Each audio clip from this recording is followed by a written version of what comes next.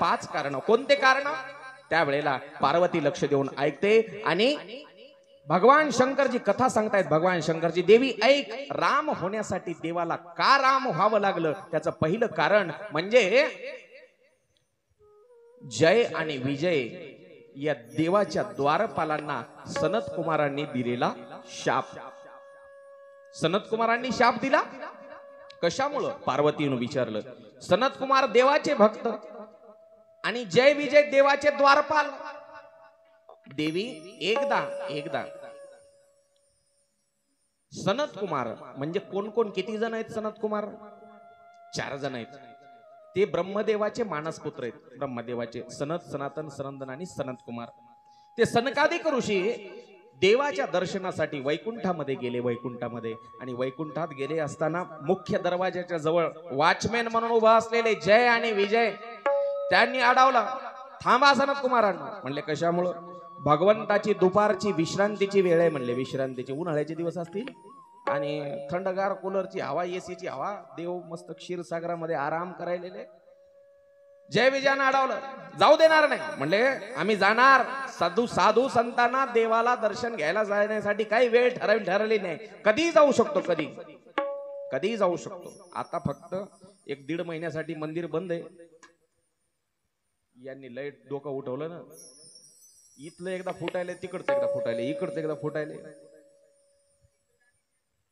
गरमी आहे त्याच्यामुळे गरम हवेमुळे ते वितळून फुटायले. चल द्या, फुटू द्या. लक्ष इकडे द्या.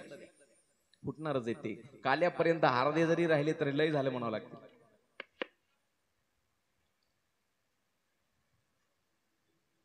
काय सांगत होतो मी? देव आराम करू लागला. आता देखील मंदिर बंद आहे. पंढरपूरचं सांगू लागलो ना. हा, मंदिर बंद आहे सध्या. नामदेव पायरीवरून दर्शन चालू आहे आणि लवकरच अतिशय नव्या स्वरूपामध्ये मंदिराचं सुशोभीकरणाचं काम चालू आहे. काही बदल करणार आहे कमिटी. म्हणून सध्या मंदिर बंद आहे आणि वारीच्या वेळेपर्यंत चालू होईल. वारीपर्यंत 1.5 महिन्यासाठी बंद केलेलं आहे. जवळपास 15-20 दिवस होऊन गेले आणि अजून जवळपास 1 महिन्याभरात चालू होईल. भगवंताच्या भेटीसाठी साधू संतांना काळ वेळ काहीच नाही. कधी जाऊ शकतात. सनत कुमार सांगायलेत पण जय विजय ऐकायला तयार नाही. जाऊ देणार नाही. आम्ही जाणार. हम जाएंगे, हम नहीं जाने देंगे. हम जाएंगे, नहीं जाने देंगे. अरे साधू संतांचा रस्ता अडवता जय विजयांनो. देवाच्या दरबारात नोकरीला आहात म्हणून तुमचे डोळे एवढे आंधळे झाले. साधू संतांना अडवता. अरे राक्षस व्हाल, राक्षस व्हाल असा श्राप दिला सनत कुमारांनी. आणि आतमध्ये आराम करत असलेले देव घाई गडबडीनं पळत आले दरवाज्यात. अरे कोणाला शाप दिला? या जय विजयांनी आमचा रस्ता अडवला. अरे मग काय झालं? तुम्ही संत आहात आणि साधू आहेत आणि साधूचं काम जगाचं कल्याण करण्याचं असं लोकांना श्राप द्यायचं, फिरायचं काम थोडंच आहे. श्राप देता. साधूचं काम कसं आहे? साधूचं काम जगत उद्धाराचं आहे. जगाच्या कल्याणा संताच्या विभूती असं म्हटलेलं आहे. जगाच्या कल्याणा. आणि तुम्ही तर संत आहेत आणि संताच्या मुखामध्ये शापाची वाणी नाही. पहा तुम्ही, साधू संतांना क्रोधच येत नाही, रागच येत नाही. साधू संत ज्यांचं हृदय असं म्हटलेलं आहे, संत हृदय नवनीत समाना. संतांचं हृदय कसं असतं पहा. संत हृदय नवनीत समाना. नवनीत म्हणजे काय हो? नवनीत म्हणजे लोणी. लोणी किती नरम असते, किती मऊ असतं, तेवढंच मऊ संतांचं हृदय असतं. संतांचं तुकोबरायाचं मला वाटतं एक अभंग आहे. जे का रंजले गांजले त्यासी म्हणे जो आपुले, तोची साधू ओळखावा देव तेथेची जाणावा. त्याच अभंगामध्ये पुढे एका ठिकाणी असं म्हटलेलं आहे. मला ते एखाद्या वेळेस ऐन वेळेला असंच होते पहा. दया करणे जे पुत्रासी तेची दासा आणि दासी. त्याच्यामध्ये संताच्या हृदयाची तुलना लोण्याशी केलेली आहे. अशी एक ओळ, एक चरण आहे त्याच्यामध्ये. मला नेमकं आठवणं, मला हे तुलसीदासांचंच आठवलं. संत हृदय नवनीत समाना. कोणाला आठवलं तर खालून सांगू शकता, काय अडचण नाही. सगळे भजने मंडळी आहेत आपले. कोणाला जर आठवलं तर सांगा जबर का, तसं काय अडचण नाही. हो, संतांचं हृदय इतकं नरम असतं, म्हणजे इतकं मृदू सबाह्य नवनीत तैसे सज्जनाचे चित्त. मला आता आठवलं. चला, लेट करंट होतं असं वयामानानुसार होतंय बापू. आता असं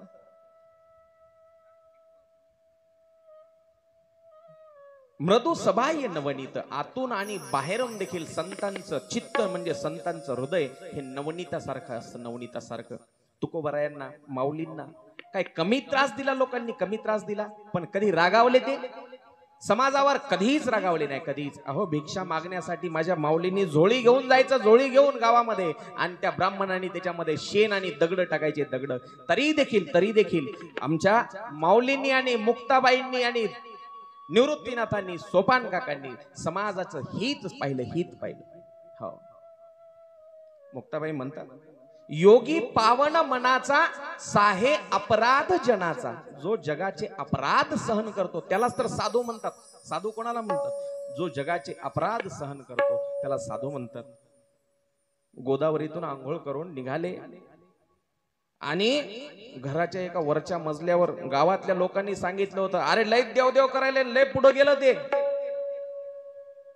त्याला बाटव म्हणले, त्याला राग आणण्याचा काहीतरी प्रयत्न कर, जेणेकरून त्याचं तप भंग झालं पाहिजे. नाथ महाराजाचं सांगतो, गोदावरीवरून आंघोळ करून निघाले आणि घराच्या वरच्या मजल्यावरून एक माणूस, त्याला सांगितलं होतं गावातल्या लोकांनी, काड्या करणारे तेव्हाही होते ना आजही आहेत, चांगल्या माणसाला त्रास तेव्हाही झाला आणि आजही आहे. वरून एकदा नाही 100दा थुकलं ते, 100दा. पान खायची सवय त्या यवन अंगावरही थुंकला, वर्णन आहे. पान खाऊन 100दा थुकलं, 100दा. नाथ महाराज परत गेले गोदावरी मध्ये आंघोळ करून आले, परत गेले गोदावरीत आंघोळ करून आले. एकदा, दोनदा, तीनदा आंघोळ केली, 100दा आंघोळ केली.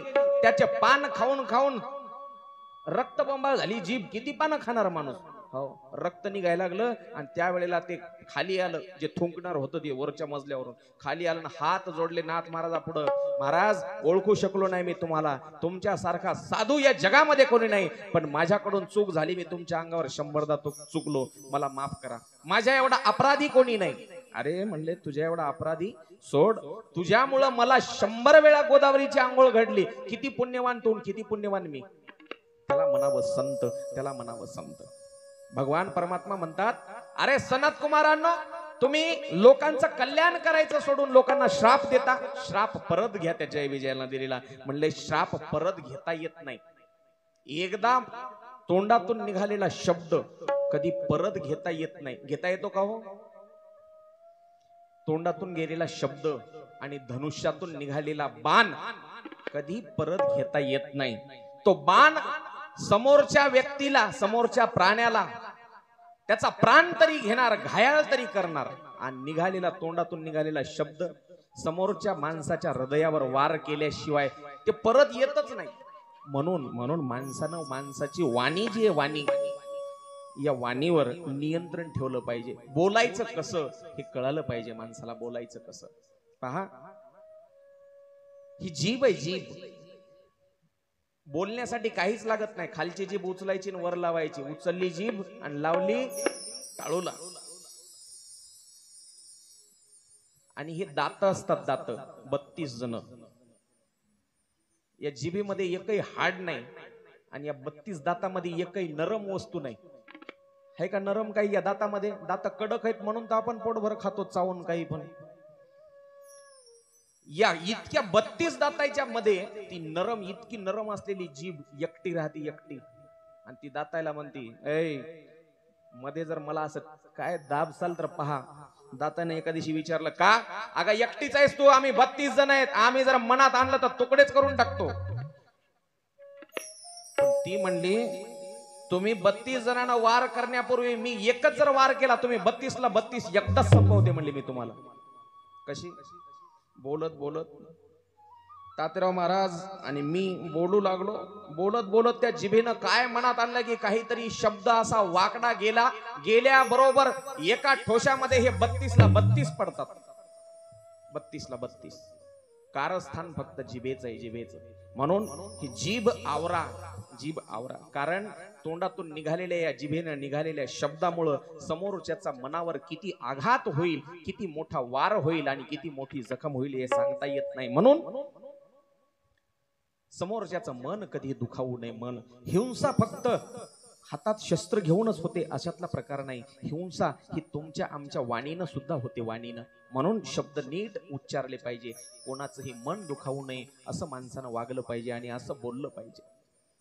सनत कुमारांनी सांगितले यांना राक्षस व्हावंच लागेल. म्हणले किती जन्मासाठी? म्हणले 5. म्हणले लय व्हायलेत ना. म्हणले मग 3 जन्मात उद्धरून जातील, पण 3 जन्मामध्ये विरोधी भक्ती करावी लागेल. विरोधी भक्ती. विरोधी भक्ती म्हणजे कशी? विरोधी पक्षात बसायचं आणि बाहेरून पाठिंबा द्यायचा. आता 3 वर्ष झालं तेच चालू आहे की महाराष्ट्रात. जाऊ दे, आपल्याला काय करायचं. विरोधी भक्ती आणि साधी सरळ भक्ती कशी? साधी सरळ भक्ती 5 जन्म लागतील. म्हणले टाळ कुटावं लागतील, काकडा करावं लागेल, पारायण करावं लागेल, कथा कीर्तन ऐकावं लागेल, हरिपाठ कीर्तन. म्हणले तेवढं वेळ टाळ कुटत बसण्यापेक्षा 3 जन्म भांडणं केलेले काय वाईट? भांडणं देवासंगच करायचे, भांडणं करायचे, पण देवासोबतच करायचे. त्याला म्हणायचं विरोधी भक्ती. 3 जन्मामध्ये विरोधी भक्ती करून मुक्त होण्याचा उशाप दिला सनत कुमारांनी. त्यावेळेला देवानं सांगितलं, घाबरू नका सनत कुमारांनो, तुम्हाला जर 3 जन्म घ्यावे लागले तर मी तुम्हाला उद्धार करण्यासाठी 4दा जन्म घेणार. 4दा. देवानं 4दा येण्याचं आश्वासन दिलं. मग पहिली जोडी त्या सनत कुमारांची झाली. पहिली जोडी कोणती? हिरण्याक्ष आणि हिरण्यकश्यप 2 राक्षस जन्माला आले. त्या दितीपासून, कश्यप आणि दिती,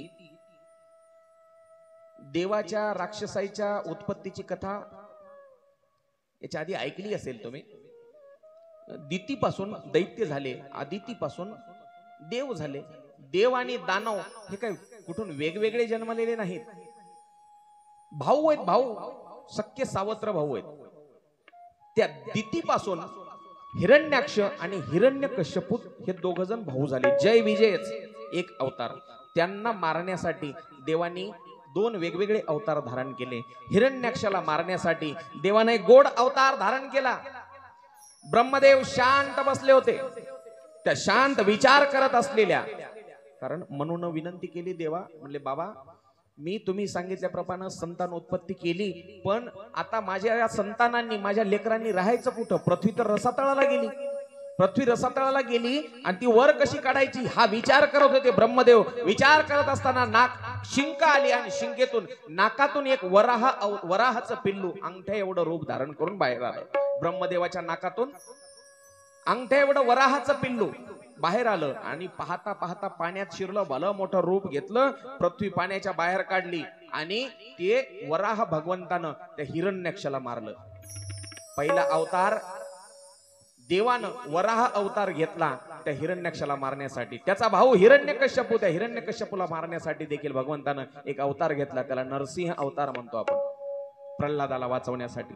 दुसरी जोडी झाली, दुसरी त्या जय विजयाची, रावण आणि कुंभकर्णाची. त्या अवतारला, त्या रावणाला आणि कुंभकर्णाला मारण्यासाठी देवानं राम अवतार घेतला. आपण राम अवताराचे कारण पाहतोय, राम अवताराचे कारण. आणि तिसरी जोडी सगळ्याला माहिती आहे, त्या जय विजयाची. तिसरा जन्म कोणता झाला? शिशुपाळ आणि वक्रदंत किंवा दंतवक्र आपण ज्याला म्हणतो, ती जोडी झाली. त्यांना मारण्यासाठी देवानं गोड अवतार धारण केला. हातात बासरी घेतली, सुदर्शन घेतलं, मोर मुकुट धारण केला, खांद्यावर घोंगडी, हातात काठी घेऊन गायी वळल्या. त्या अवताराला काय म्हणायचं?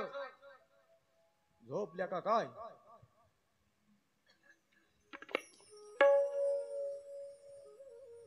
कृष्ण अवतार घेऊन भगवान श्रीकृष्णांनी त्या शिशुपाल आणि वक्रदंताला मारलं. हे झालं पहिलं कारण. कोणतं कारण? जय विजयांना दिलेला शाप, सनत कुमारांनी दिलेला शाप. हे पहिलं कारण. दुसरं कारण ऐका, एकदा तत्पूर्वी गोड भजन करू आणि नंतर मग कथा ऐकू. हरे राम राम राम हरे हरे. हरे राम राम राम हरे हरे. हरे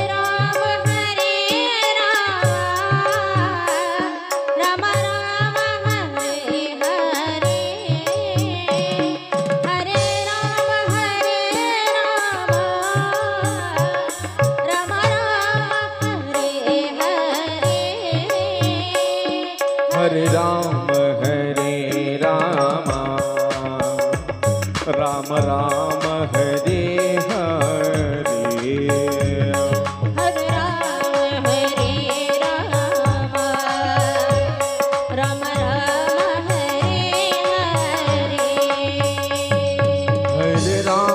हरे राम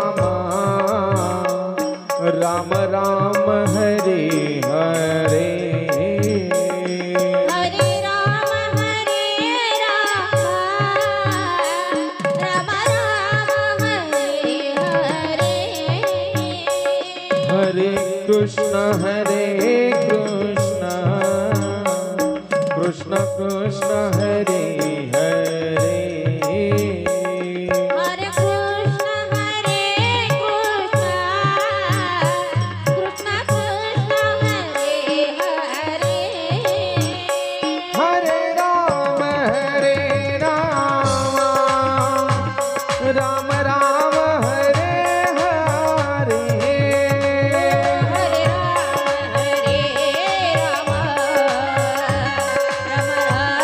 हरे पाठीमाग महिला मंडळी दोन्ही हाताने टाळी वाजून भजन करायचे हरे राम राम राम राम हरे हरे हरे राम राम हरे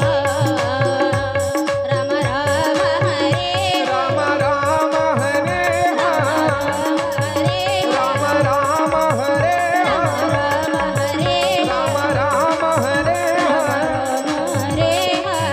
हरे बोलिए प्रभु रामचंद्र भगवान की जय मोठ्याने एकदा बोलिए रामचंद्र भगवान की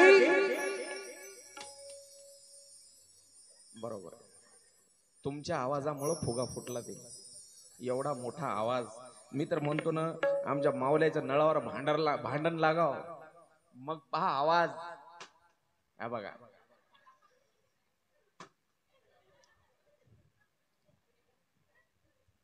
प्रभू राम अवतार का धारण करतात त्याची कारण पाहतोय आपण एक कारण पाहिलं जय विजयांना त्या साधूंनी सनत कुमारांनी दिला शाप म्हणून देवाला राम अवतार व्हावं लागलं आणि त्या रावण कुंभकर्णाला मारावं लागलं दुसरं कारण पाहू आपण दुसरं कारण एक वृंदा नावाची पतिव्रता स्त्री होऊन गेली वृंदा त्या पतिव्रता स्त्रीनं देवाला एकदा शाप दिला म्हणून देवाला राम व्हावं लागलं राम व्हावं लागलं तुम्ही म्हणाल महाराज ह्या कथा गेल्या वर्षी पण ऐकल्या होत्या रामचरित मानसामध्ये प्रभू रामाचं चरित्र सांगावं लागेल दुसरं काही सांगता येईल का तुम्ही म्हणाल महाराज हे 5 कारण तर तुम्ही गेल्या वर्षी बी सांगितले होते याच्यातले 3 सांगितले असतील 2 सांगितले असतील 4 सांगितले असतील पण रामायणामध्ये रामचरित मानसामध्ये रामायणामध्ये दुसरी कोणती कथा सांगताच येत नाही आणि जे कोणी सांगेल ते समजून जायचं ते महाराज आपल्याला रामायण सांगणं झालंय त्या थोटांड गप्पा सांगायला रामायणामध्ये राम कथेशिवाय दुसरं काही सांगता येत नाही दृष्टांत बदलून सांगू शकतो आपण पण जी मूळ कथा आहे त्या कथेला आपण नाही बदलू शकत हा भागवतामध्ये थोडस कसं आहे भागवत हा खूप मोठा ग्रंथ आहे 18,000 श्लोकांचा ग्रंथ आणि त्याच्यामध्ये हजारो कथा आहेत मग या वर्षी ज्या सांगितल्या त्या बाजूला ठेवायच्या पुढच्या वर्षी वेगळ्या बदलून सांगता येतात दररोज 5-5 कथा येतात 10-10 कथा येतात तुम्ही पाहिले असेल आता गोकर्णाची येते की लगेच अजामेळाची येते की लगेच मग अजून ध्रुवबाळाची येते की लगेच मग अजून अशा वेगवेगळ्या बऱ्याच कथा येतात अर्ध्या तासाच्या 15-15 मिनिटाच्या एका घंटेच्या कथा पण रामायणामध्ये पहिल्या दिवसापासून शेवटपर्यंत 7व्या दिवसापर्यंत विषय बदलतच नाही त्याला म्हणायचं रामकथा आणि हीच कथा आहे दृष्टांत बदलता येतील आपल्याला पण मूळ कथा नाही बदलता येत आणि जर कोणी असं बदलून सांगत असेल तर समजून जा तो रामकथा नाही ते फक्त चिऊ काऊच्या गोष्टी सांगायला समजायचं ऐका वृंदा आणि जालंधर एक वृंदा नावाची पतिव्रता स्त्री आहे आणि तिचा पती आहे राक्षस आहे अतिशय बलवान आहे कशामुळे बलवान आहे कारण त्याच्या पाठीमाग त्याची पत्नी वृंदा आहे तिचं पातिव्रत्य एवढं थोर होतं तिच्या पातिव्रत्याच्या जोरावर त्या जालंधराची ताकद एवढी वाढली त्यानं स्वर्गावर देखील आक्रमण करून स्वर्ग काबीज केला एवढी ताकद पण ताकद कशामुळं त्याच्या पत्नीच्या पातिव्रत्यामुळं एवढी पवित्र स्त्री ती तुम्ही म्हणाल महाराज एखाद्या पत्नीच्या पातिव्रत्याच्या ताकदीचा आणि नवऱ्याच्या ताकदीचा काय संबंध साधू संत सांगतात मी नाही तुका म्हणे पतिव्रता आणि तिची कोण म्हणलं नवऱ्यावरी सत्ता आहे का उगतात महाराज तुका म्हणे पतिव्रता आणि तिची देवावरी सत्ता देवावरी एवढी ताकद त्या पातिव्रत्यामध्ये असते स्त्रियांच्या पातिव्रत्यामध्ये अशा शास्त्रकारांनी मोजक्या स्त्रिया सांगितल्यात, बोटावर मोजण्या एवढ्या या भारतवर्षामध्ये झालेल्या. अहिल्या, द्रौपदी, सीता, तारा, मंदोदरी तथा पंचकन्या स्मरणम नित्य महापातक नाशनम. मी काल काही नद्याचे नाव सांगितले. गंगा, यमुना, सरस्वती, कावेरी, आपल्याकडं गोदावरी, ह्या अशा काही नद्या आहेत. त्यांचे नावं घेतल्याबरोबर पाप जळून जातात. अशा काही शास्त्रकारांनी पतिव्रता सुद्धा सांगितल्या. त्यांचं स्मरण केल्याबरोबर त्या पतिव्रतांचं स्मरण केल्याबरोबर अनेक पातकांचा नाश होतो. त्या पतिव्रता कोणत्या? शास्त्रकार सांगतात, अहिल्या, द्रौपदी, सीता, तारा, मंदोदरी तथा पंचकन्या स्मरणम नित्य महापातक नाशनम. अहिल्या होऊन गेली, द्रौपदी होऊन गेली, सीता, तारा, रावणाची पत्नी मंदोदरी सुद्धा त्याच्यामध्ये, बरं का, मंदोदरी सुद्धा एवढी पतिव्रता स्त्री. या पतिव्रतांचं स्मरण केल्याबरोबर, नित्य स्मरण जर केलं तर अनेक महापातकांचा नाश होतो, शास्त्रकार सांगतात. बऱ्याच पतिव्रता स्त्रिया होऊन गेल्या. एक मांडवी नावाची पतिव्रता स्त्री होऊन गेली, कथा ऐकलेली असेल तुम्ही. जाऊ द्या, तेवढ्या जुन्या काळातली पुराणातली कथा सांगण्यापेक्षा अलीकडच्या काळातली एक कथा सांगतो, छोटीशी अलीकडच्या काळातली. तुमच्या आमच्या परिसरातली कथा. आपल्या परिसरामधले वैकुंठवासी गुरुवारी हरिभक्तीपरायण देगलूरकर महाराज, त्यांची कथा बऱ्याच जणांना माहित असेल. जास्त काळ नाही झाला, धुंडा महाराज गेल्याची बातमी कळाली पत्नीला. कोणतरी येऊन सांगितलं, आई साहेब महाराज गेले. म्हणले असे कसे गेले? मला येऊ देतो म्हणले होते. काय ताकद असेल पतिव्रत्याची, विचार करा. काहीतरी धुंडा महाराजांची पत्नी आई साहेब काहीतरी काम करत होत्या आणि त्यावेळेला कोणतरी येऊन सांगितलं निरोप, आई साहेब महाराज गेले, वैकुंठाला गेले. असे कसे गेले? मला येऊ देतो म्हणले होते सोबत. त्याच वेळेला इतकं म्हणणं प्राण सोडणं एकदाच. किती ताकद असेल पतिव्रत्याची. आमच्याकडच्या आजकालच्या स्त्रिया सांगू का, नुसतं नाटक करून पहा. मला एक जण लईच म्हणी, सागर रोजच म्हणी मला, माझ्या बायकोचा महाराज लईच जीव आहे म्हणी माझ्यावर, लय बायको माझ्यावर प्रेम करते. अरे म्हणलं काहीच नाही, उगा देखावा असते. म्हणलं नाही हो, म्हणलं प्रयोग करून पहा एक दिवस, सांगतो तुला. बाजारातून आल्यावर म्हणलं उन्हाच्या पारी यायचं, उन्हाच्या टायमाला 2 वाजता 3 वाजता, आणि आल्यावर थंडगार पाणी प्यायचं म्हणलं तांब्याभर, आणि असं सोफ्यावर पडून राहायचं म्हणलं. आणि पडून राहाय, कसा पडून राहाय, चांगला घंटाभर बोलूच नको म्हणलं कोणाला. ते दुसऱ्या दिवशी घरी आलं, वसमतला आलं, आणि वसमतून घरी आलं. दुपारच्या वेळेला बायकोला म्हणला थंडगार पाणी दे, फ्रीज मधलं काढून बाटलभर पाणी पिलं त्यानं, आणि सोफ्यावर जे अंग टाकून दिलं, बोलच ना. बायकोनं तुपातला शिरा केलता, एवढा चांगला तुपातला, गावरान तुपातला. आणि तिला वाटलं नवरा आता आल्यावर संग मग बसून खाता येईल सोफ्यावर मस्त थंडगार कूलरच्या हवेला. पण नवरा आलाय, पाणी पिलाय, अर्धा तास झाला बोलच ना. गेला की काय? पण आता जर गेला म्हणून ओरडाव तर तुपातला शिरा तसाच राहून जाईल. म्हणली आधी शिराच खाऊन घेते आणि मग चांगलाच राडा करते. हे सोफ्यावर बसून असं डोळे असे वर पांढरे गेले यानं, आणि तसंच पाहायला किचन मध्ये इकडं बायको गप्पा गप्पा शिरा खायली. आणि शिरा खाल्यावर पटकन पाणी पिलं, मग दारात जाऊन म्हणाली माझा बबन्या बोला ना. सगळी गल्ली जमा झाली. मग हे उठून बसला आणि मग असा हातात टिकोर घेतला. शिरा कशी खाती ते पाहू लागलो. म्हणला मी तुझा एवढा जीव आहे माझ्यात. ही पातिव्रत्य आहे आजकालच्या स्त्रियांची, हे पातिव्रत्य. अहो ज्या माऊलीला कळालं माझे मालक राहिले नाही, दुसऱ्या क्षणाला प्राण सोडला तिनं, तिला म्हणावं पतिव्रता, तिला म्हणावं पतिव्रता. एकच अंत्ययात्रा काढली बरं का, एकच अंत्ययात्रा. दोघांना एकाच तिरडीवर खांद्यावर नेलं आणि एकाच चितेवर जाळलं, त्याला म्हणावं पतिव्रता. म्हणून म्हटलेलं आहे शूर पहावा रणामध्ये, शूर पहावा रणामध्ये आणि पतिव्रता सरणामध्ये, पतिव्रता सरणामध्ये. चला, अशी ती एक वृंदा नावाची पतिव्रता स्त्री होऊन गेली. तुम्ही म्हणाल महाराज हे पातिव्रत्य म्हणजे काय असतं? हो, काहीच नसतं. माऊलीने ज्ञानेश्वरीमध्ये वर्णन केलेलं आहे, पतीची या मता अनुसरोनी पतिव्रता. नियम सांगितला पतिव्रतेसाठी एकच, नवरा जे म्हणेल ते, पतीची या मता अनुसरोनी पतिव्रता. एवढंच नियम पाळला ना बस संपलं. काल एक सतीची कथा पाहिली आपण. सतीची नवरा जेव्हा सांगत होता बाई जाऊ नको तिथं, पण ऐकली का? प्राण गमवावा लागला. प्राण. नवरा कसाही असू द्या, भांडणारा असू द्या, पिणारा असू द्या, मारणारा असू द्या, ते जसं म्हणलं ना तसंच. त्यालाच पतिव्रता म्हटलेली आहे. पतिव्रता. आणि जी खरी पतिव्रता स्त्री आहे तिला दुसरे कोणतीही पूजा, देव, धर्म, तीर्थयात्रा, दान धर्म करायची गरज नाही. शास्त्रकार सांगतात करेऊ सदा शंकर पद पूजा, तारी धर्म पती देव न तुझ्या. दुसरा देव नाही, दुसरा धर्म नाही, काहीच नाही. करेऊ सदा शंकर पद पूजा. शंकर पद पूजा म्हणजे नवरा हाच महादेव मानून त्याची पाद्यपूजा, त्याची पायपूजा करायची. नुसता श्रावण महिन्यामध्ये ते महादेवाला बेल वाहून होत नाही हो. तुम्ही त्या घरच्या महादेवाला तसंच ठेवता, त्याला आंघोळीला पाणी सुद्धा देत नाही तुम्ही तांब्याभर गरम. आणि जाऊन मस्त सकाळी सकाळी महादेवावर पाणी तुम्ही एक लोटा जल सब समस्याओं का हल, श्री शिवाय नमस्तुभ्यम, तेही करा. पण घरच्या महादेवाला सोडून नाही जमणार. घरच्या महादेवाला तुम्ही एखाद्या वेळेस असा बसवा खुर्चीवर आणून, चल बस इथं, बस बस, ते नग नगच म्हणणार. नग नग नग नग.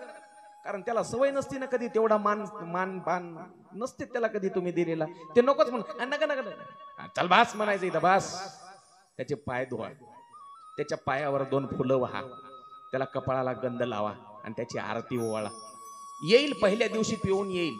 दुसऱ्या सोमवारी, श्रावण सोमवारचं सांगतोय, दुसऱ्या सोमवारी हो त्याला माहित असते आपल्या बायकोला उपास आहे. भोकरला जाणार ते आणि भोकरला जाऊन तिथून फोन करणार, तुला उपास आहे, कलाकंद आणू की पेढा आणू. काय म्हणणार ते? फोन करणार. पोरं गेले का शाळेत? हो गेले. मग दुपारी येताना तुला कलाकंद आणू का पेढा आणू. दुसऱ्या सोमवारी नाही झालं, नाही घडलं तर मला फोन करून सांगा, मी तिसऱ्या सोमवारी हजर होतो इथं. पण एक दिवस तरी त्या महादेवाची, घरच्या महादेवाची पूजा करून पहा. नुसतं मंदिरात जाऊन त्या महादेवाला पूजून उपयोग नाही होणार. घरचा महादेव तसाच ठेवायचा. जाऊन त्या महादेवाला पाणी घालायचं थंडगार. ते नाही श्राप दिल्याशिवाय तुम्हाला सोडणार नाही. पहा घरच्या महादेवाला तसंच ठेवू. चला. करेऊ सदा शंकर पद पूजा, नारी धर्म पती देव न दूजा. नवऱ्याशिवाय दुसरा देव नाही स्त्रीसाठी. नियम सांगितला तुलसीदासांनी बरं का. असे ही वृंदा पतिव्रता होती. त्या वृंदेच्या घरी एकदा देव आले आणि त्या देवानं सेवा करून घेतली वृंदेकडून, म्हणून तिचं पातिव्रत्य भंग झालं. काय झालं? देवांचं आणि राक्षसांचं युद्ध चालू होतं. तो जालंधर युद्धामध्ये कोणालाही ऐकायला तयार नाही. इंद्रादी देवता सगळे परेशान झाले. काय करायचं? भगवान विष्णूची प्रार्थना केली, देवा तुम्हालाच काहीतरी करावं लागेल ना. आमच्यावर आलेलं हे संकट, धर्मावर आलेलं संकट तुम्हाला निरसन करावं लागेल. विष्णूंनी सांगितलं, जा लागा युद्धाला, मी करतो काय करायचं ते. तिकडं सगळेजण युद्धाला लागलेले. जालंधर सकाळी सकाळी युद्धाला निघून गेला आणि दुपारच्या वेळेला देव आले. दुपारच्या वेळेला देव त्या वृंदेच्या दारामध्ये भगवान विष्णू आले. देवानं सुद्धा पतिव्रतेच्या दारात यावं इतकी ताकद त्या पतिव्रतेमध्ये असते. विचार करा, देव सुद्धा दारात येऊन उभा राहतो. जालंधराचं रूप घेतलं आणि दारावर आवाज दिला, वृंदा दार उघड. तिला वाटलं मालकाचा आवाज आहे म्हणजे मालकच आहे. आली वृंदा घाईनं आणि दार उघडलं. राजवाड्याचं दार उघडलं आणि तो जालंधरासारखा दिसणारा, जालंधर नव्हता, तिचा नवरा नव्हता, साक्षात विष्णू परमात्मा, पण रूप घेऊन जालंधराचा आलेला घरामध्ये घेतलं. जा पाणी घेऊन ये. सेवा करून घेतली तिच्याकडून आणि तेवढ्यामध्ये एक सैनिक धावत आला. महाराणी वृंदा घात झाला. काय झालं रे? महाराणी वृंदा घात झाला. अरे झालं काय? ओरडतो कशाला? जालंधर सरकार मारे गए रण मैदान में. जालंधर सरकार मरण पावले. जालंधर सरकार मरण पावले. मग हा बसलेला कोण आहेस तू? हातामध्ये पाणी घेतलं आणि वृंदेनं सांगितलं, कोण आहेस? मूळ रूपात ये. माझ्या नवऱ्याचं सोंग घेऊन आलास. एका क्षणात जाळून भस्म करते. एवढी ताकद त्या वृंदेमध्ये. पतिव्रता स्त्रीमध्ये ताकद किती असते म्हणून म्हटलेले तिची देवावरील सत्ता. मूळ रूपात विष्णू परमात्मा आले. अगं वृंदा मी आहे, तू आहेस विष्णू. अरे कपटी, माझ्या नवऱ्याचं रूप घेऊन आलास आणि माझं पातिव्रत्य भंग केलंस, माझ्याकडून सेवा करून घेतलीस. पुढच्या जन्मामध्ये तू ज्याप्रमाणे माझ्या नवऱ्याच्या गैरहजेरीमध्ये आलास आणि माझ्याकडून सेवा करून घेतलीस, त्याच पद्धतीनं तुझ्या गैरहजेरीमध्ये माझा नवरा तुझ्या पत्नीला चोरून नेईल. तुझ्या पत्नीला श्राप दिला त्या पतिव्रता स्त्रीनं आणि म्हणून म्हणून देवाला काय व्हावं लागलं? काय श्राप दिला होता वृंदेनं? तू जसा माझ्या नवऱ्याच्या गैरहजेरीमध्ये आलास तसा तुझ्या गैरहजेरीमध्ये माझा नवरा येईल आणि तुझी पत्नी चोरून नेईल. पुढच्या जन्मामध्ये जालंधर राक्षस झाला. कोण झाला? रावण. आणि त्या रावणानं सीतामाईला म्हणजे रामाच्या पत्नीला, देवाच्या पत्नीला चोरून नेलं. म्हणून देवाला राम अवतार घ्यावा लागला, वृंदेचा शाप खरा ठरावा याच्यासाठी. काही जण म्हणतात, महाराज अहो ज्या तुमच्या भगवान कृष्णानं, भगवान विष्णूनं वृंदेसारख्या पतिव्रता स्त्रीचं पातिव्रत्य भंग केलं, त्याला तुम्ही देव कसं म्हणता? भगवान विष्णू परमात्म्याला दोष देणारे लोक म्हणतात, ज्या विष्णू परमात्म्यानं वृंदेला त्रास दिला त्याला तुम्ही देव कसं म्हणता? जर देवानं वृंदेचं एका वृंदेचं पातिव्रत्य जर भंग केलं नसतं तर त्या जालंधर नावाच्या राक्षसानं जगातल्या सगळ्या स्त्रियांचं पातिव्रत्य भंग केलं असतं. मग सगळ्या स्त्रियांचं पातिव्रत्य अबाधित ठेवण्यासाठी एका स्त्रीच्या पातिव्रत्याला बाधा आणली आमच्या देवाने. हे झालं दुसरं कारण. तिसरं कारण, एकदा कोण सांगतायत कोणाला? भारद्वाज ऋषींना यज्ञवल्क्य महाराज कथा सांगतायत. तीच कथा कैलासावरती भगवान शंकर पार्वतीला कथा सांगतायत. तीच कथा तुलसीदासांच्या माध्यमातून रामचरित मानसामध्ये आलेली कथा, तीच मी तुमच्यापर्यंत पोहोचवायचं काम करत आहे. पार्वती ऐक, राम जन्माचे जे 5 कारण सांगितलेले त्याच्यामध्ये 2 कारण आपण पाहिले. तिसरं म्हणले सांगा ना मालक. एकदा नारदानं भगवान विष्णूला शाप दिला आणि त्या शापासाठी देवाला राम व्हावं लागलं. आश्चर्य वाटलं. गिरिजा चकित भयसुनी वाणी नारद विष्णू भगतपणी आणि काय म्हणते ती? गिरिजा चकित म्हणजे पार्वतीला आश्चर्य वाटलं, चकित झाली ती आणि म्हणते गिरिजा चकित भयसुनी बाणी नारद विष्णू भगतपुनी आणि नारदजी तर भगवान विष्णूचे खूप मोठे भक्त आहेत. मग कशामुळे शाप दिला? कारण कवन श्राप मुनी दीना. काय कारण शाप देण्यासाठी? कशामुळे शाप दिला? त्यावेळेला भगवान शंकर म्हणतात, अगं नारद कोण श्राप देणार? सगळी देवाचीच लीला आहे. तोच नाटक लिहितो, तोच नाटक करतो आणि सगळ्याकडून करून घेतो.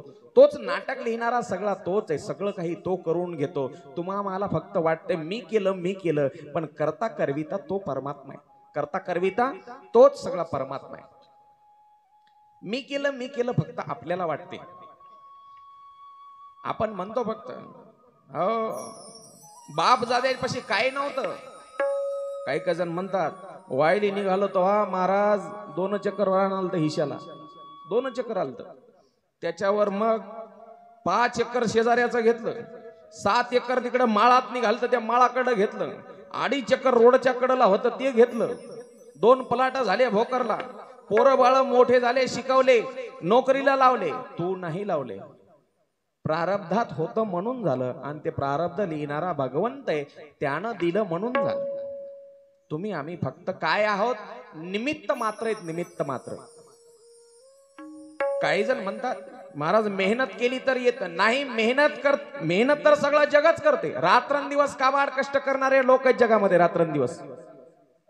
पण जर श्रीमंती त्यांच्या नशिबात नसेल तर कितीही कष्ट करू द्या. मला एक सांगा, मुकेश अंबानी आणि अनिल अंबानी हे धीरूभाई अंबानीचे 2 पोरं.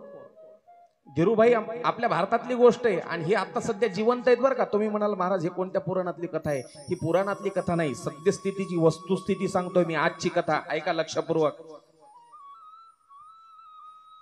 धीरूभाई अंबानी असं म्हणतात, एकेकाळी पेट्रोल पंपावर काम करायचे आणि नशीब असं बदललं, भारतातला नंबर 1चा श्रीमंत व्यक्ती धीरूभाई अंबानी बनले.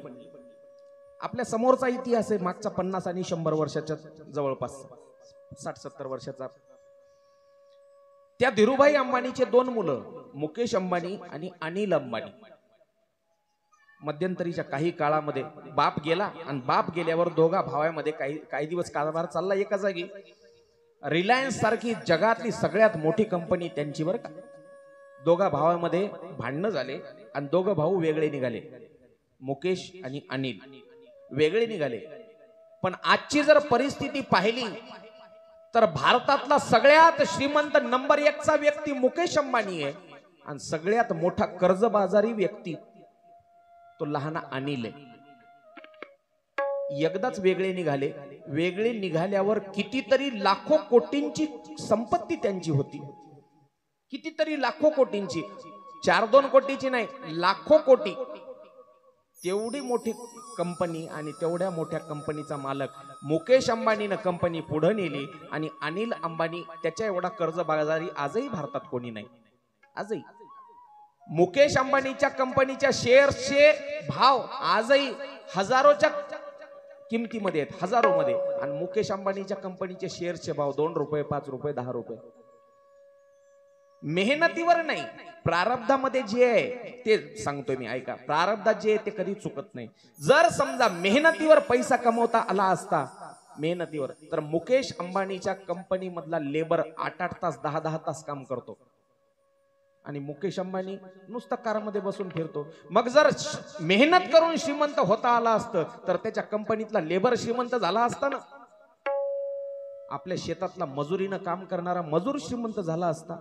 मालकच श्रीमंत का असते? कारण ती श्रीमंती त्याला भगवंतानं दिलेली आहे. मेहनत करून असं श्रीमंत नाही होता येत. त्यासाठी हो पुण्याई लागते, पुण्याई. म्हणून साधू संतांना म्हटलेलं आहे, प्रारब्धेची मिळे धन, प्रारब्धेची मिळे मान. सगळं काही प्रारब्धानं मिळतं देवी, प्रारब्धानं मिळतं. असंच प्रारब्ध एकदा लिहिलेलं होतं. पहा, देवानं जर मनात आणलं तर देव काय करतो? भगवान ने चाहा तो उसे वैसा बना देता है. जसं देवाला वाटलं तसं. मग तो कधी वाल्या को वाल्मिकी बना देता है. वाल्याला देखील वाल्मिकी बनवून टाकतो. वाल्या को वाल्मिकी बना देता है, नहीं तो विश्वामित्र जैसे साधु को मेनका के पीछे लगा देता है. अहो, हजारो वर्षाची त्या विश्वामित्राची तपश्चर्या एका क्षणात संपविली. एका क्षणात देवानं, एका क्षणात सगळा विश्वाचा सूत्रधार तो आहे, सूत्रधार. हर चिति होत तत्काल, मन चिति होत नहीं. बलि को जाना था बैकुंठ, भेज दिया पाताल. बळी इतका थोर राजा, पुण्यवान राजा, तरी देखील त्याची स्वर्गात जागा होती, तरी त्याला पाताळात धाडणारा तो भगवंत आहे, सगळा सूत्रधार तो. एकदा देवी हिमालयामध्ये फिरत असताना नारदजीने एक सुंदर रमणीय ठिकाण पाहिलं. हिमालयामध्ये फिरत होते नारदजी, भजन करीत करीत आपल्या आराध्याचं, आपल्या देवतेचं. श्रीमन नारायण नारायण हरी हरी, नारायण नारायण हरे हरे, श्रीमन नारायण नारायण हरी हरी, नारायण नारायण हरे हरे. पाठीमाग माय मावल्या टाळी वाजवत नाहीये. टाळी वाजवायला कंटाळा करायचा नाही माय. सगळ्यांनी टाळी वाजवून भजन भजन. लक्ष्मी नारायण नारायण हरी हरी, नारायण नारायण हरे हरे. तेरी लीला सबसे न्यारी न्यारी हरी हरी, तेरी लीला सबसे न्यारी न्यारी हरे हरे. तेरी लीला सबसे न्यारी न्यारी हरी हरी. लीला सबसे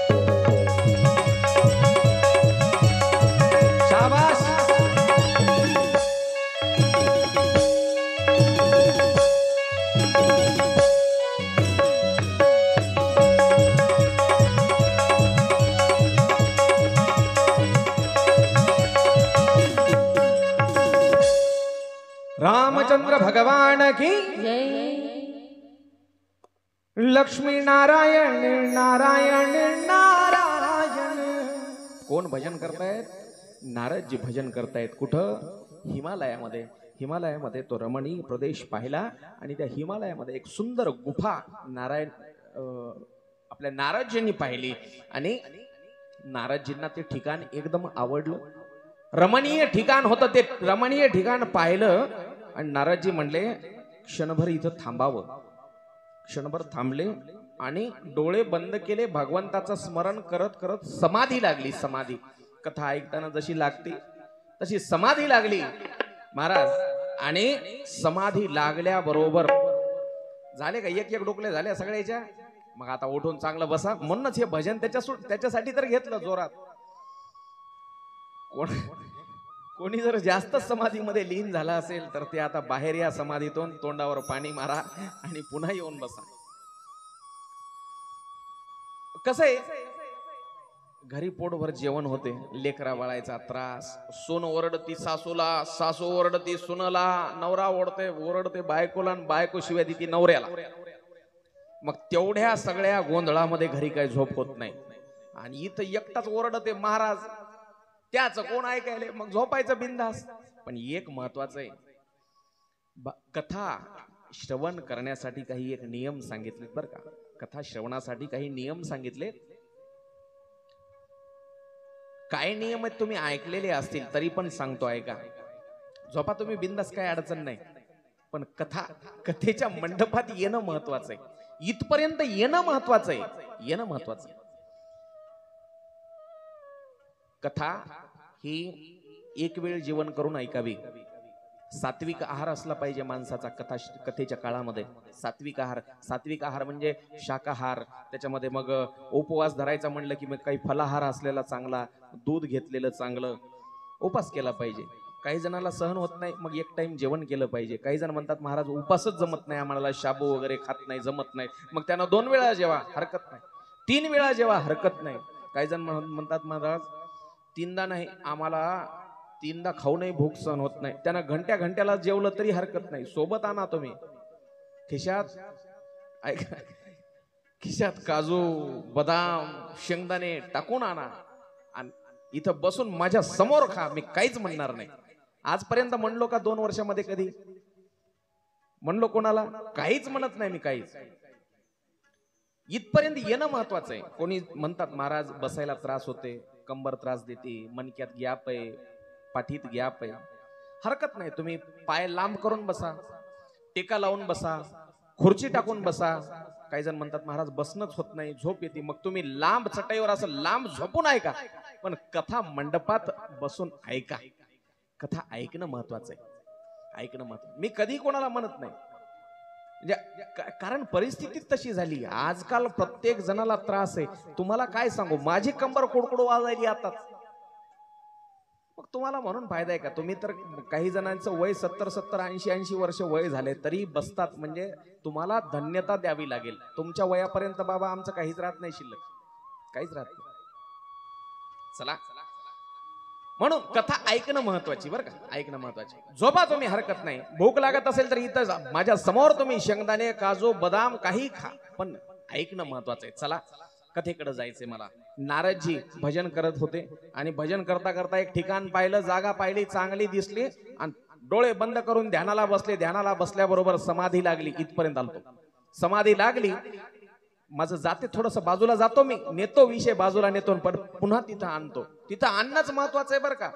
जर तिथं एखादा महाराज कीर्तनकार कथाकार मूळ विषयावर येत नसेल, ही रामकथा आहे आणि रामकथा सोडून जर याच्यात दुसरं काही सांगण्याचा प्रयत्न केला की समजा मग विषयांतर झालं, मग त्या कथेमध्ये मजा नाही. ती कथा ऐकू देखील नाही. कोणता कीर्तनकार महाराज असा विषय सोडून काही सांगत असेल तर समाजानं त्याला आता कान धरून जागेवर आणायची पाळी आली. तुकाराम महाराजाच्या देहू संस्थाननं एक पत्रक काढलं, मागं पत्रक, आणि त्या पत्रकातून सांगितलं सगळ्या कीर्तनकाराला कथा करायला विषय सोडून काही सांगायचं नाही, अभंग सोडून काही बोलायचं नाही. लोक असं काही बोलायला लागलेत अभंगातून, कीर्तनातून, कथेतून. म्हणून तुकाराम महाराज संस्थान देहू, त्या देहू संस्थाननं एक प्रसिद्धी पत्रक काढलं आणि त्याच्यातून सांगितलं तुम्ही विषय सोडून काही बोलू नका. लोक म्हणालेत म्हणून फालतूची कॉमेडी नका, फालतूचे विनोद नका, विषयाला धरून बोला, विषयाला धरून.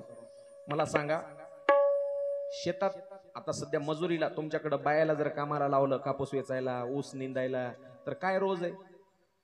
200 रुपये रोज. ऊस निंदायला 200 रुपये रोज आहे. समजा आमच्याकडे बी आहे 200 रुपये. 7-8 बाया आहेत समजा निंदायला. तात्याराव महाराज, बाबूराव पाटलाच्या इथं 7-8 बाया आहेत निंदायला. आणि त्याच्यात निंदा निंदा एखादी बाई माग राहिली, बाई माग राहिली, ती बाबूराव पाटील असा बांधावर धुऱ्यावर उभं राहून म्हणते, नंदाबाई घे पटापटा, चाल, बाया गेल्या पुढे. म्हणते की नाही? किती रुपये रोज आहे? फक्त 200 रुपये रोज. तरी देखील 5 फूट माग जर बाई राहिली एखादी, तर मालक म्हणते चल पटापट घे लवकर.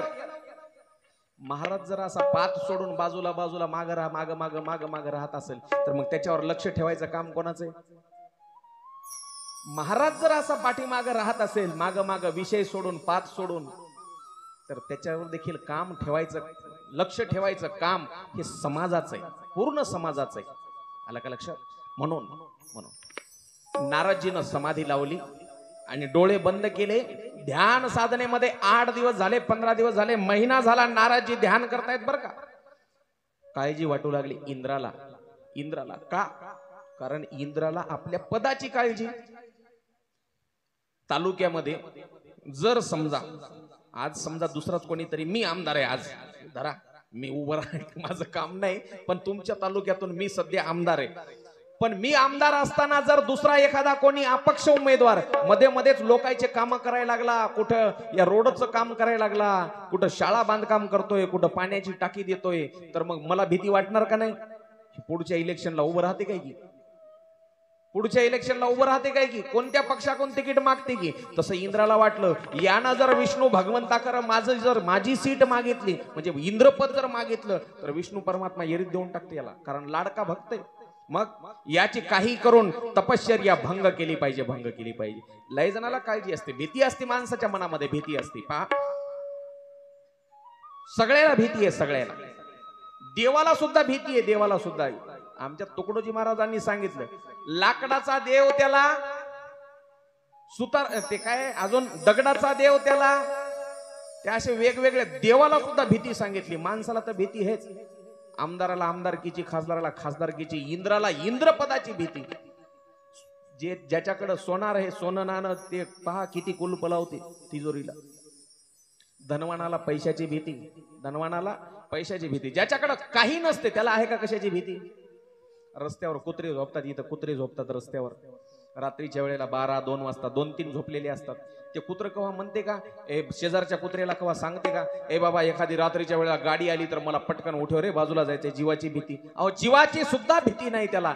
सगळा भार त्याच्यावर टाकून सगळं जग चाललंय, सगळं जग, सगळा भार त्याच्यावर आहे. त्या ग्रामदैवत हनुमंतरायावर आहे, जगाच्या ब्रह्मांडाच्या या चालकावर आहे सगळा भार. म्हणून ज्याच्याकडे काही नाही त्याला कशाची भीती नाही. पण ज्याच्याकडे जरासं जमा झालं, ते 2-2 कुलूप लावते गेटला. हो, आणि मग रात्रभर खालच्या मजल्यावर एकदा, वरच्या मजल्यावर एकदा, अजून शेजारी पाजाकडे पाहते, कुत्र झोपले की काय पाहते, बायकोला मध्येच उठवते, ऐ तिकडे शेजारी काहीतरी वाजायले म्हणे, उठ. म्हणून इंद्राला भीती वाटली, काही केलं तर याची तपश्चर्या पूर्ण होऊ द्यायची नाही. कामदेवाला बोलवलं, कामदेवा जा, आणि त्याची तपश्चर्या भंग केलं, करा.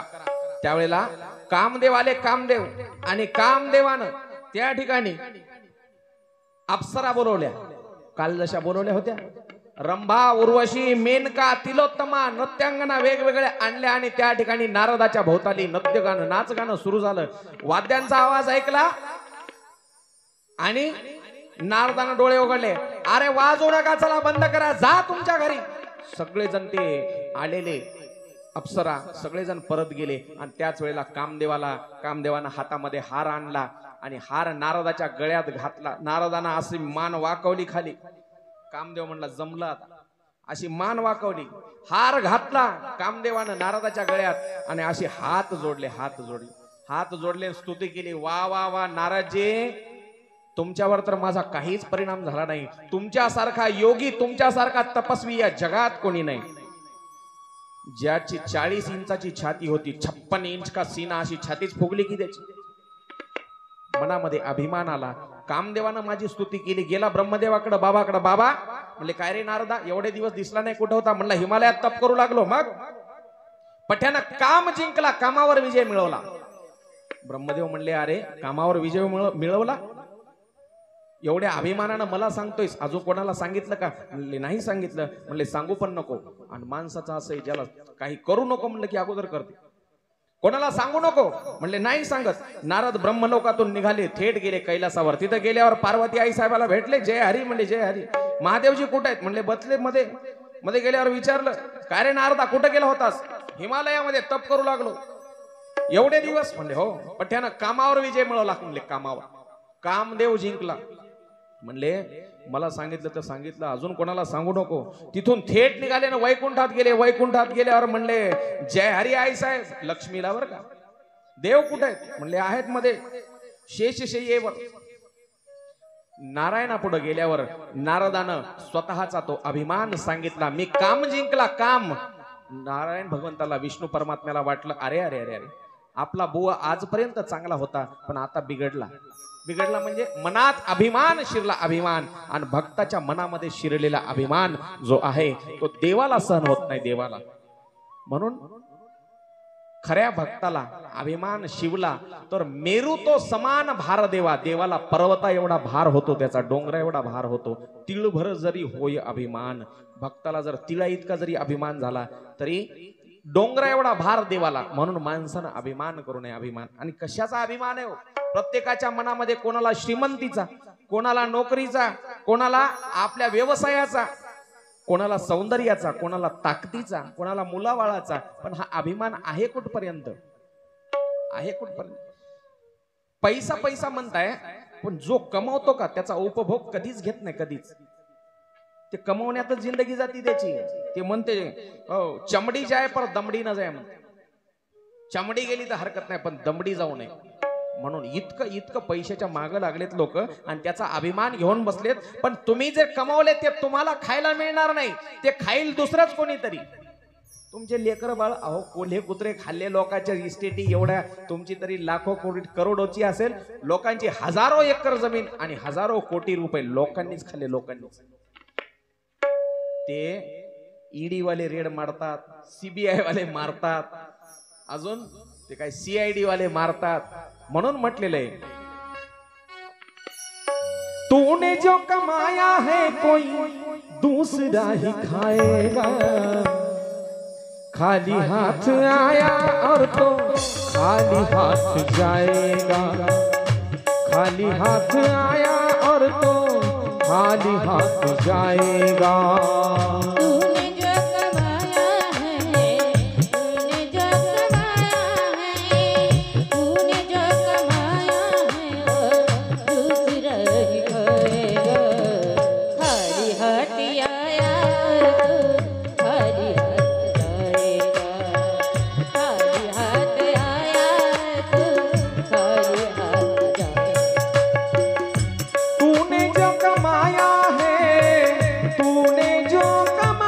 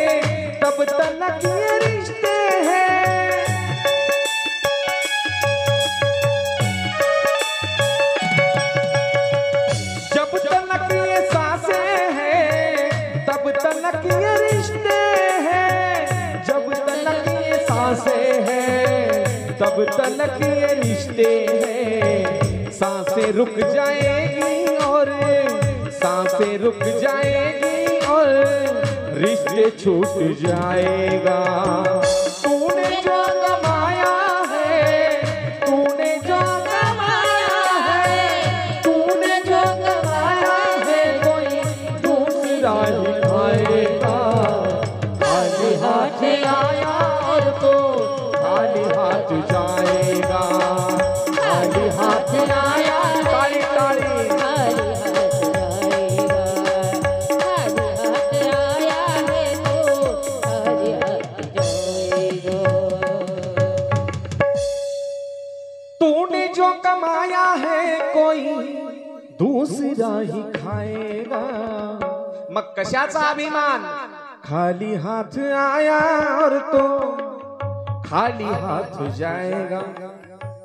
जगावर राज्य करणारा तो सिकंदर मरण पावला सिकंदर, आणि त्यानं आपली अंतिम इच्छा एक सांगितली होती म्हणतात आपल्या जवळच्या लोकाला, मला माझी प्रेत यात्रा अशी न्या, कशी न्या?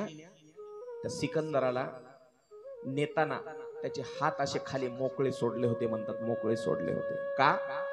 कारण त्यानं जगाला सांगितलं जाताना, मी अख्ख्या जगावर राज्य केलं, जगावर सगळं जग जिंकलं, पण जाताना मात्र मी इथून हात हलवत रिकामा चाललो, हात हलवत रिकामा। ज्यानं जग जिंकलं, सगळं जग जिंकणारा सिकंदर जर इथून रिकाम्या हातानं जात असेल तर तुम्ही आम्ही काय सोबत नेणार आहे विचार करा। मग अभिमान, अभिमान कशाचा? हा अभिमान सोडून द्या, अभिमान। हो, येताना घेऊन किती वाजले? 3:30 वाजले का? कथा आहे आपल्याला भरपूर, तरी पण देखील एक भजन घेतोच हे, कारण भजन महत्वाचं आहे। येताना घेऊन आलास का, जाताना घेऊन जाणार का? मग त्याच्यासाठी नको अभिमान करू, भल्या मान, टाळी टाळी, नको अभिमान करू, भल्या माणसा। नको अभिमान करू, भल्या माणसा, नको अभिमान करू, भल्या माणसा। येताना घेऊन आलास काय, जाताना घेऊन जाणार काय? नको अभिमान करू, भल्या माणसा, नको अभिमान करू, भल्या माणसा। नको अभिमान करू, भल्या माणसा, नको अभिमान करू, भल्या माणसा।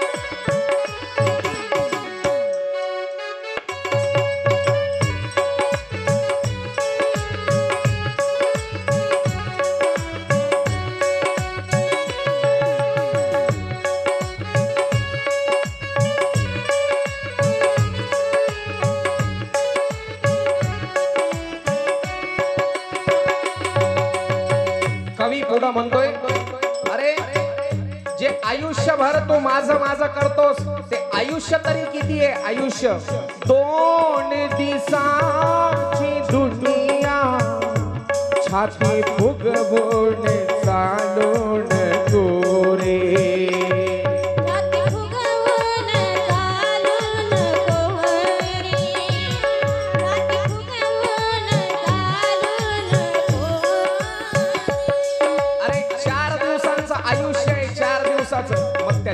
दिवसाच्या मोजक्या आयुष्यामध्ये प्रत्येक माणसाला प्रेमाने बोल, प्रेमाने वाग, सगळ्यांसोबत प्रेमाने वागणं याच्यासारखा मोठा दुसरा धर्म नाही. खरा तो एकची धर्म, जगाला प्रेम अर्पावे. म्हणून माणसानं प्रत्येकाला चांगलं बोललं पाहिजे. चांगलं या तुझ्या मुखातून बोल अभद्र बोलू नको रे. बोला भद्र बोलू नको रे. बोला भद्र बोलू नको रे. संताचा सज्जनाचा नको अपमान करू. भल्या माणसा नको अभिमान धरू. भल्या माणसा नको अभिमान धरू. भल्या माणसा नको अभिमान धरू. भल्या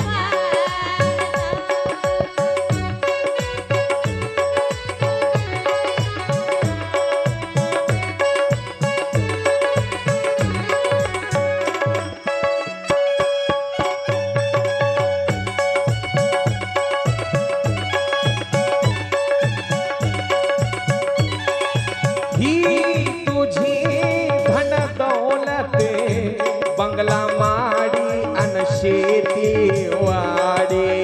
टाळी टाळी. गाडी आणि शेती वाडी. बंगला गाडी आणि शेती वाडी. अरे जर तुला अभिमान असेल तुझ्या 100-200 एकर जमिनीचा, बंगला आणि गाड्या माड्या जर अभिमान असेल तर ऐक, ज्या सिकंदरानं सगळी पृथ्वी जिंकली आणि या ब्रह्मांडाचा मालक असलेला देव जरी त्यानं अवतार धारण केला या धरतीवर, या पृथ्वीवर, त्यानं सुद्धा एक दिवस आपला अवतार संपविलाय. असे आले किती आणि गेले किती, पण कायमस्वरूपी या पृथ्वीवर कोणीच राहिलं नाही. आणि आजपर्यंत जाताना एक इतिहास आहे तो डोळ्यासमोर आणा. कोणीही काही सोबत नेलं नाही, काहीच. म्हणून ही तुझी धन दौलत बंगला माडी अन शेती वाडी. बंगला गाडी आणि शेती वाडी. बंगला गाडी आणि शेती वाडी. सारे राहील येथे तुझ्या आवडीच्या मोटार गाडी. तुझ्या आवडीच्या मोटार गाडी. तुझ्या आवडीच्या मोटार गाडी. सन्मार्गी असलेल्या गरिबांना दान करतो. भल्या माणसा नको अभिमान कर. भल्या माणसा येताना घेऊन एका तालामध्ये सगळ्यांनी टाळी वाजून, हडोळी नाही पंढरपूर वाटलं पाहिजे. पंढरपूर दोन्ही हात वर करून टाळी. पुरुष मंडळी, महिला मंडळी. येताना घेऊन आलास काय, जाताना घेऊन जाणार काय. नको अभिमान करू. भल्या माणसा नको अभिमान करू.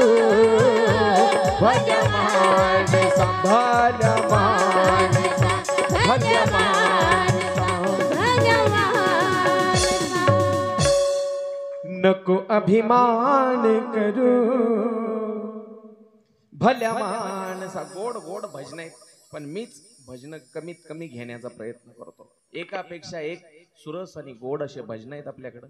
पण श्रोते मंडळींना कथेचा जो श्रोता वर्ग असतो तो 4 गोष्टी ऐकायला, म्हणजे कथा ऐकायला आलेला असतो. काही जणांना, म्हणजे बऱ्याच जणांना संगीतामध्ये जास्त गोडी नसते.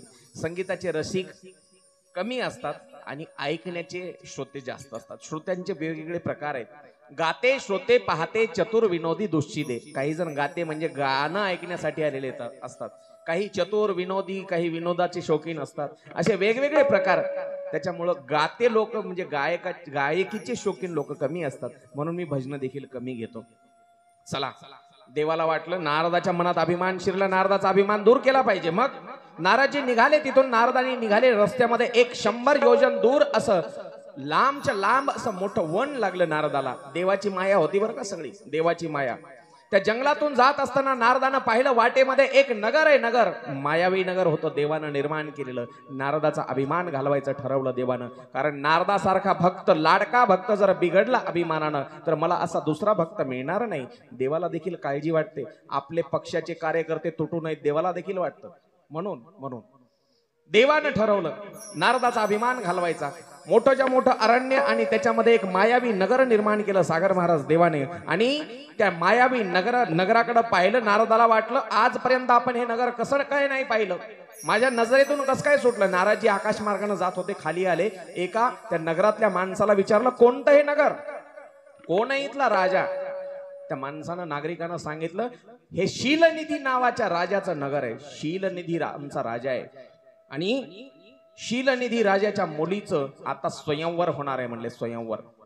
त्याची कन्या आहे विश्वमोहिनी, तिचं नाव. लग्न तिचं आता स्वयंवर होणार आहे, लग्न होणार आहे काही दिवसात. त्या राजवाड्याच्या बाहेरच नारदजी उभे होते. एका सेवकानं पाहिलं नारदजी आलेले आणि जाऊन आपल्या राजाला सांगितलं, महाराज, काय नाव त्या राजाचं, शीलनिधी. त्या शीलनिधीला जाऊन सांगितलं, महाराज नारदजी आलेत. नारदजी म्हटले, मग बोलवा राजवाड्यात, बोलवा. नारदजीला राजवाड्यात बोलवून नेलं. शीलनिधी राजानं बसवलंय का सिंहासनावर. महाराज, तुम्ही अगदी योगायोगानं वेळेवर आलात. माझ्या मुलीचं स्वयंवर करणार आहे मी, तिचं भविष्य सांगा, कसा नवरा मिळेल तिला. आसनावर बसवलं आणि आपल्या मुलीला आवाज दिला, विश्वमोहिनी, पूजेचं ताट घेऊन ये बेटा, नारदजी आलेत. विश्वमोहिनी आली आणि आल्यावर नारदानं तिच्याकडे पाहिलं. कसं पाहिलं,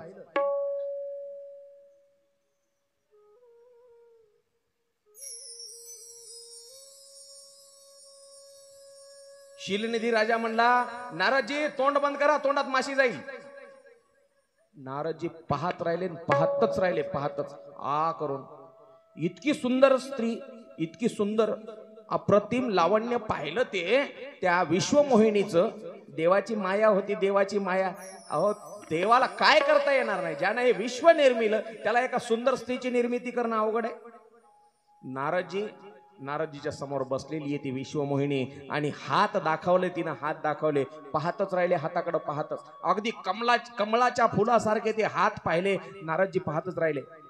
तिच्या बापानं विचारलं शीलनिधी राजानं, नारदजी हात पाहताय का भविष्य सांगताय. मग सांगतो म्हणले. अतिशय कुलवान आणि उच्च घराण्यामध्ये जाईल. नारदाचं चित्त बिघडलं ना, नारदाचं चित्तच लागना. ते म्हणले, अशी जर ही मुलगी मला अगोदर जर मी पाहिला असतं हिला तर मी ब्रह्मचारी राहण्याचा निर्णय पेपरला छापलाच नसता.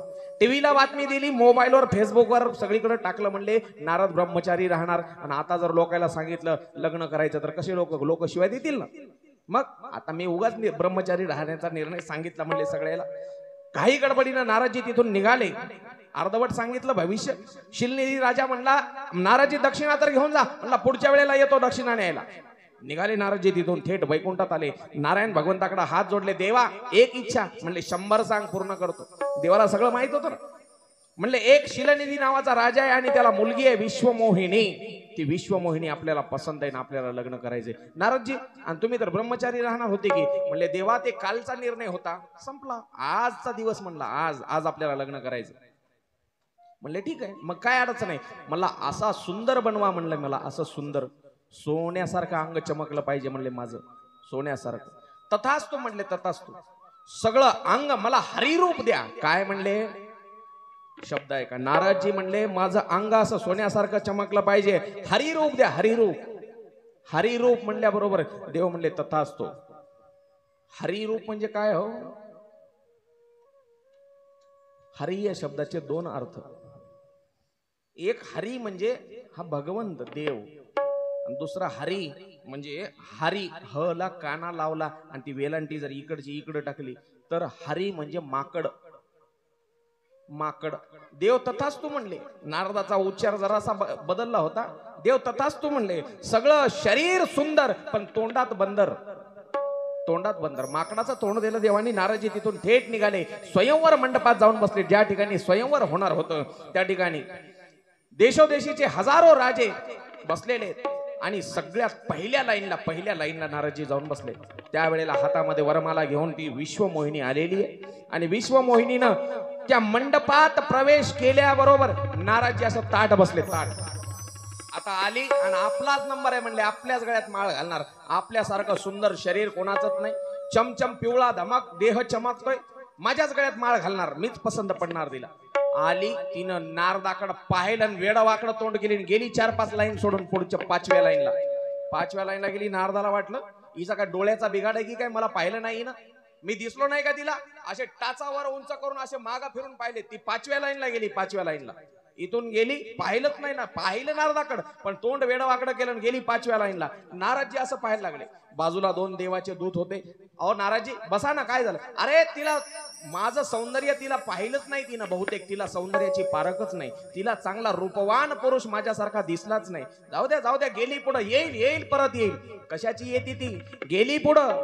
कुठं गेली. एकदम शेवटच्या लाईनला. सगळे राजे रजवाडे सोडले हो. देवाची माया होती आणि देवाशिवाय दुसऱ्याच्या कोणाच्या गळ्यात माळ घालणार. सगळ्यात शेवटी एक जण बसलेले होते. ते म्हणजे नारायण भगवंत. ऐका नारद. आणि त्या नारदाला तिनं गळ्यात का हार घातला नाही. नारद कोण आहेत आणि ती विश्वमोहिनी कोण आहे. एकदा लक्षपूर्वक ऐका. प्रत्येक कथा म्हणजे कथा नाही, कथेचा गभितार्थ वेगळा असतो. सिद्धांत सांगतो याच्यातला. ऐका. देवाची ती माया होती. माया.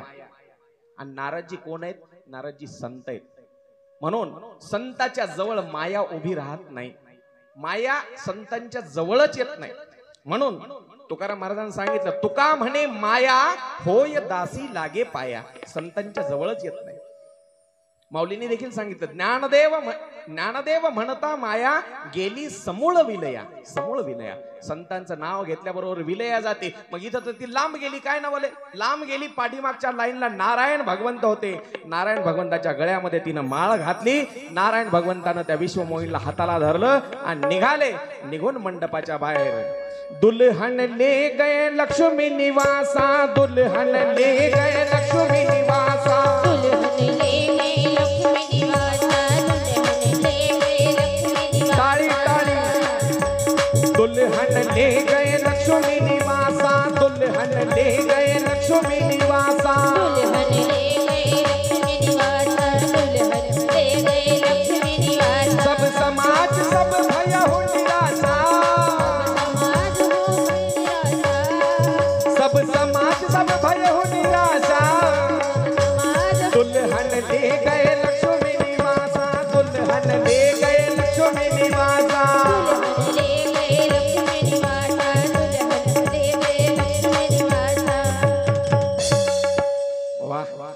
सागर महाराज मस्त गोड वाजवलं. दुल्हन ले गए लक्ष्मी निवासा.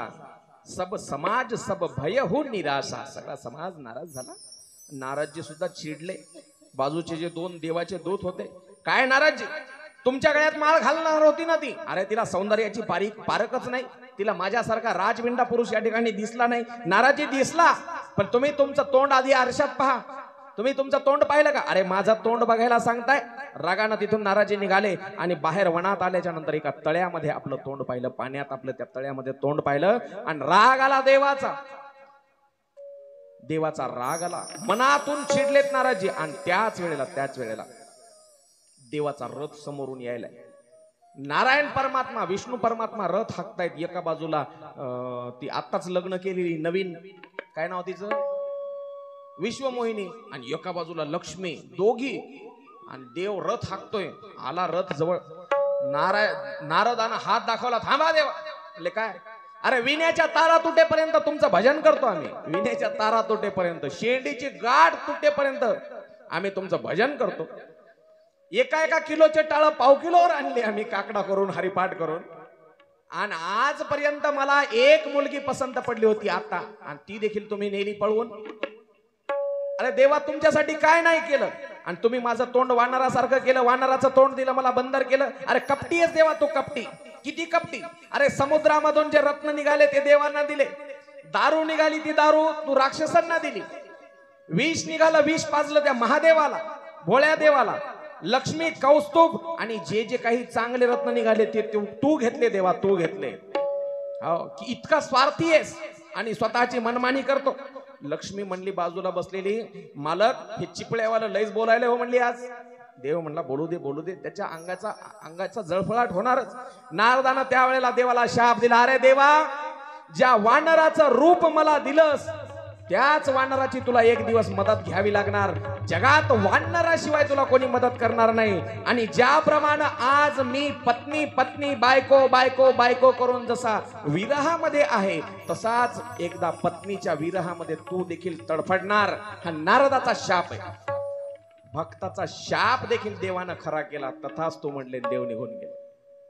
नारदाचा अभिमान घालवायचा होता देवाला, पण नारदानं शाप दिला म्हणून राम अवतार घ्यावा लागला. राम अवतार ऐका, गोड गोड एकापेक्षा एक कथा आहेत. किती कारण झाले, किती कारण? 2 5 हा 3 झाले. सगळ्याचे डोके जाग्यावर आहेत, समजा डोके जाग्यावर आहेत. चला ऐका, चौथं कारण ऐका. एकदा स्वयंभू मनू आणि शतरूपा. कोण आहे ते स्वयंभू मनू आणि शतरूपा? ब्रह्मदेवाचे मुलं आहेत. ब्रह्मदेवानं निर्माण या पृथ्वीवर संतती निर्माण करण्यासाठी स्वयंभ मनू आणि शतरूपा या स्त्री पुरुषाला निर्माण केलं. त्यांनी संतती निर्माण केली. त्या स्वयंभ मनूनं आणि शतरूपेनं अनेक वर्ष कठोर